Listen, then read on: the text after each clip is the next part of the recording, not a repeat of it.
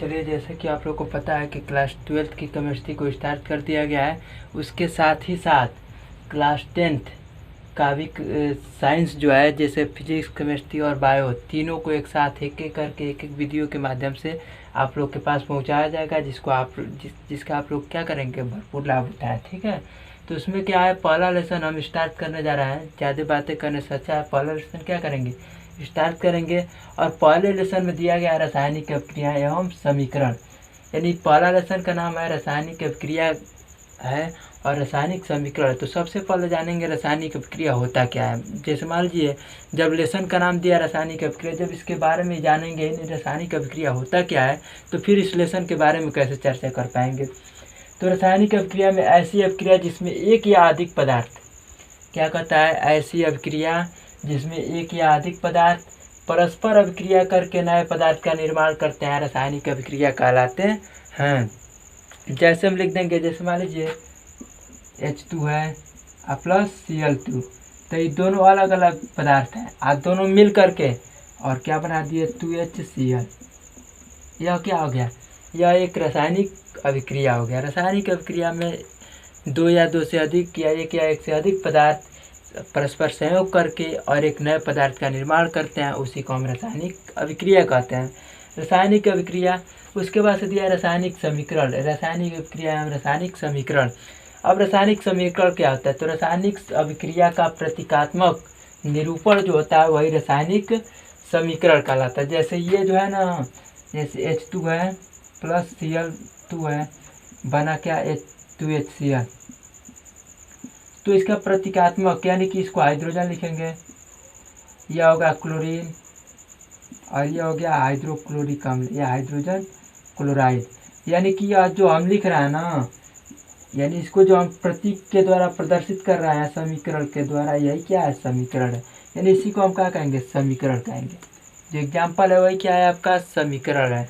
और उसका जो थ्योरी लिखते हैं उसी को हम क्या कहते हैं, रासायनिक अभिक्रिया, और इसको हम क्या कहेंगे, तो रासायनिक समीकरण कहेंगे। ठीक है, देखते हैं रासायनिक अभिक्रिया। जैसे रासायनिक अभिक्रिया समझ गए क्या होता है, उसके बाद से रासायनिक समीकरण भी समझे थे क्या होता है। अब हम देखेंगे रासायनिक अभिक्रिया के प्रकार, कौन कौन से रासायनिक अभिक्रिया होते हैं जो क्लास 10th के लिए इम्पोर्टेंट है, महत्वपूर्ण है, जो बोर्ड एग्जाम में प्रत्येक साल एक अभिक्रिया कोई ना कोई अवश्य पूछा जाता है। ठीक है, तो इसमें एकदम देखेंगे अच्छे तरीके से, और जहाँ भी नहीं समझ आए तो एकदम कमेंट्स करके बताएं कि कैसे कहाँ नहीं समझ आ रहा है, तो उसको दूर करने का प्रयास किया जाएगा। संयोजन अभिक्रिया, नाम से ही पता चल रहा है संयोग, यानी जोड़ा जा रहा है दोनों को। ऐसी अभिक्रिया जिसमें दो या अधिक पदार्थों को मिलाकर एकल उत्पाद का निर्माण करते हैं, उसी को संयोजन अभिक्रिया कहते हैं। यानी जब दो या दो से अधिक उत्पाद मिलेंगे, दो या दो से अधिक अभिकारक मिल करके और एकल उत्पाद का निर्माण करेंगे। जैसे मान लीजिए है H2, मान लीजिए H2 प्लस Cl2, तो यहाँ पे क्या है, दो, एक ये अभिकारक एक और एक दो अभिकारक हैं, और दोनों अभिकारक मिलकर एकल उत्पाद का ही निर्माण करेंगे। जैसे 2HCl या एकल उत्पाद का निर्माण करेंगे, इसी को संयोजन अभिक्रिया कहते हैं।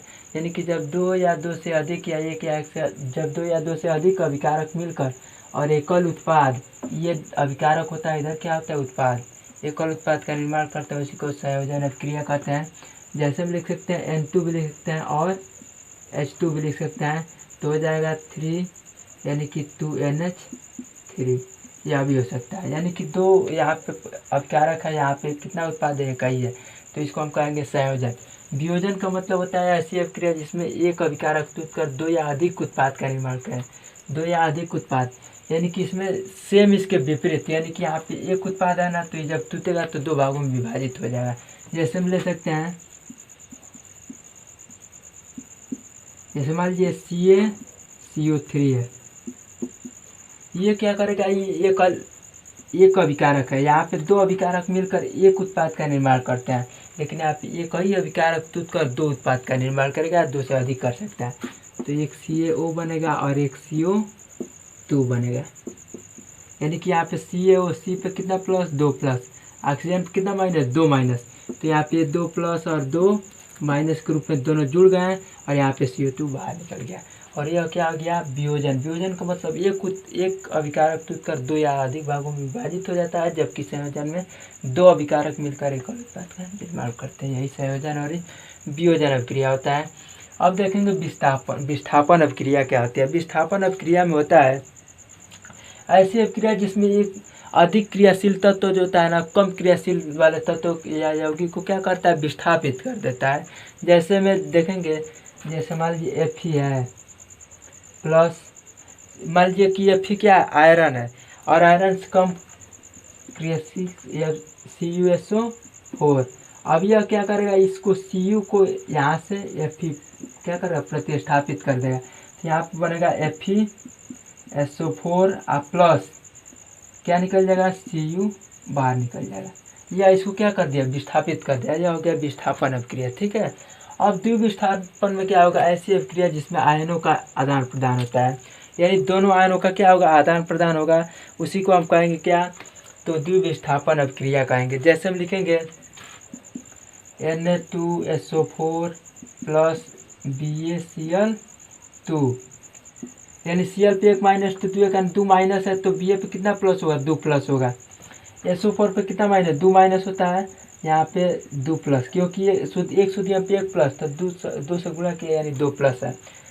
तो 2 माइनस वाला 2 प्लस से क्या करेगा, जुड़ जाएगा, तो बनाएगा क्या, BaSO4।